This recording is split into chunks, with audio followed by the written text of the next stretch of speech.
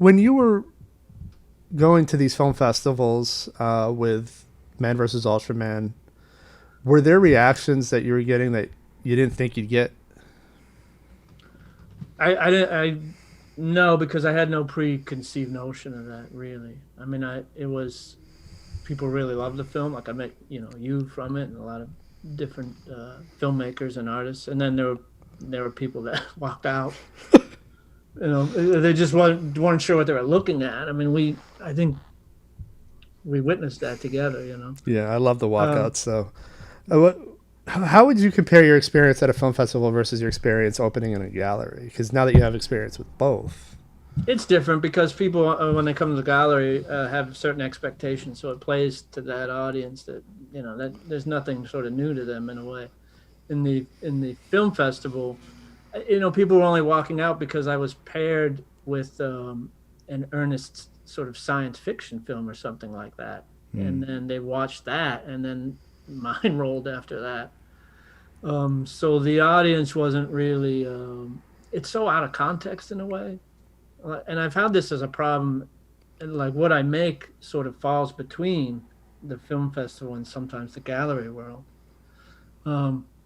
because humor isn't always accepted at a lot of galleries. I've had a little trouble with it. I'm not the first artist of that, to be serious art. But I use humor to get to higher, thought, hopefully. But I do sort of fall in between those two worlds, and I've had a little bit of struggle sort of navigating that space in between, like who wants to see that? Where is that platform? I'm not totally sure. Yeah, I hadn't thought much about humor in the art world and its lack of acceptance, but it makes total sense because in film, the big thing is if you want to win Best Picture, don't make a comedy. Ah, really? I didn't know. Okay. Yeah. I don't know why. I guess just humor is too divisive.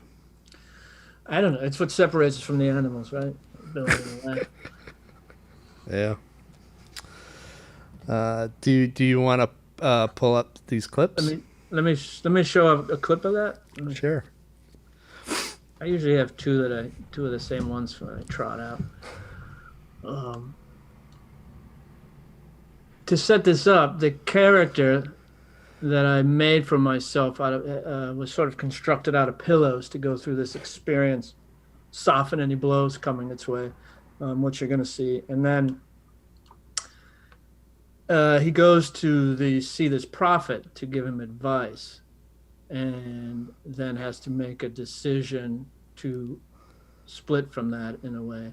And there's humor in it also, but it's serious also.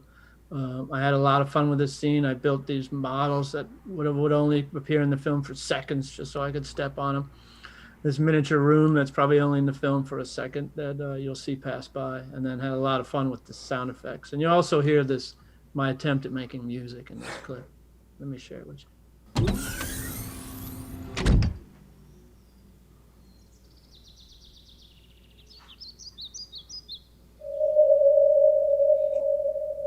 Are you here for you or for the painting? I'm not sure about it. Then why come here now? To increase the chances of certainty. But you've made the work so far. That's right. Created with these two hands. The work of a genius. Why? I'll find out the truth.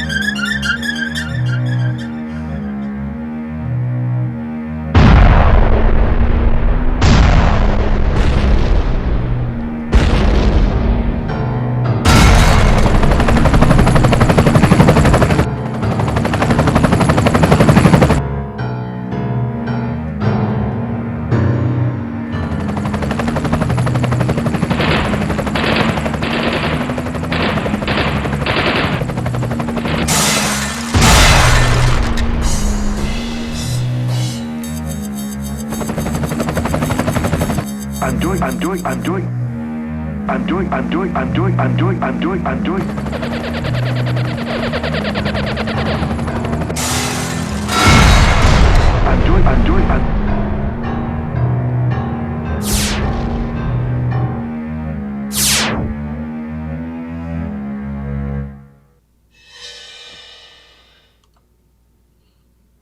couple of things when I look at that is that one is I didn't know you could buy until then flash pots online. Like none of that is After Effects. I bought a little flash pot for the explosion, which I had a trigger in my finger, so when you step on it, you could set off the little explosion there in the studio. That's better than After Effects, though. Oh yeah, it was a dream come true. Like, well, I'll probably be picking your brain about a lot of that. As I haven't watched that movie in a while, and now I kind of want to rewatch it after that. Because I just love the yeah, I know they're packing peanuts, but the violence of you slitting it open and having the packing peanuts come out. Yeah, it's just like, I know what it is, but at the same time, there's an effect to it. yeah. I had once or twice someone asked me if I was a violent person. And now I look at a lot of things I show, I'm like, oh, I guess I see where that's coming from. But a lot of it's to myself. It's just these, oh, kitty. It's just that's Kitty. Oh, adorable. Yeah. It's just this sort of self journey, self criticism that I'm putting myself through. That no packing peanuts are being harmed in the making of this movie. They'll be reused for sure. Yeah. The other thing is that's sort of a stab at abstract expressionism, the macho-ness of it all. When he has that big sort of painting wad he's using as a big brush coming from between my legs. It's sort of it's like my brush is bigger than yours. Yeah. That's right. That's right. What did you build the it looked like a little factory or some kind of brick building. You built that? I did. I got a HO train set factory and then modded it out to look like the building that we lived in, the studio that we lived in, with the giant. So I sort of Frankenstein a couple models together to make that paint in it. It was great. I had to get it in one shot. You know, you got to step on it twice. I had to get that flash pot right. No, it looked good. It looked. Thanks.